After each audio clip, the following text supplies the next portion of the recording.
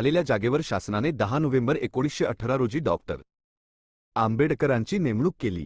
त्यांना या नोकरीचा पगार दरमहा 450 रुपये मिळत असे। अशा प्रकारे अनेक मार्गांचा अवलंब करून डॉक्टर बाबासाहेब आंबेडकर अधिकाधिक अर्थार्जन करण्याचा प्रयत्न करत होते, कारण त्यांना पैशाअभावी सोडून आलेलं लंडनमधील शिक्षण पुन्हा जाऊन पूर्ण करायचे होते।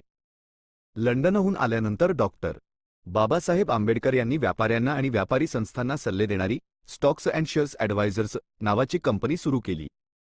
मात्र ही कंपनी एका महार व्यक्तीची आहे असे समजल्यावर लोकांचे सल्ले घेण्यास येणे बंद झाले व कंपनी बंद करावी लागली। एकीकडे असा पैसे मिळवण्याचा संघर्ष सुरू होता, तर दुसरीकडे या ज्ञानवंताच्या परदेशी शिक्षण घेऊन आलेल्या महान व्यक्तीच्या घरची परिस्थिती मात्र खूपच हलाखीची होती। माता रमाई या सर्व गोष्टी सांभाळून घेत होत्या। बाबासाहेब आंबेडकर आपला पैसा पुढच्या शिक्षणावर लावत होते आणि दुसरीकडे घरात रमाई मात्र चूल कशी पेटवावी या विचाराने दिवस ढकलत होत्या। एकीकडे बाबासाहेबांची मुलं पैशाअभावी दवाखान्यात उपचार न झाल्याने आपला प्राण त्यागत होती, पण बाबासाहेब उच्च शिक्षणाबाबत कोणतीच तडजोड करत नव्हते। उच्च शिक्षण घेऊन भारतात आलेल्या बाबासाहेबांनी आता भारतातील सामाजिक समस्यावरती लढाईस सुरुवात केलेली होती। 1920 सालच्या दरम्यान डॉक्टर बाबासाहेब आंबेडकर यांचा परिचय लोकराजा राजर्षी शाहू महाराज यांच्याशी वाढला होता।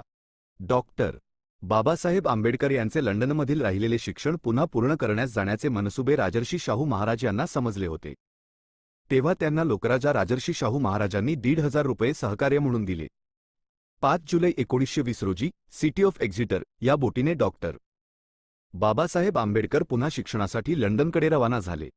शिक्षणासाठी पुन्हा लंडनमध्ये दाखल झालेले डॉक्टर बाबासाहेब आंबेडकर हे दिवसरात्र स्वतःला अभ्यासामध्ये गुंतवून घेत होते। सकाळी दिवस उगवल्यानंतर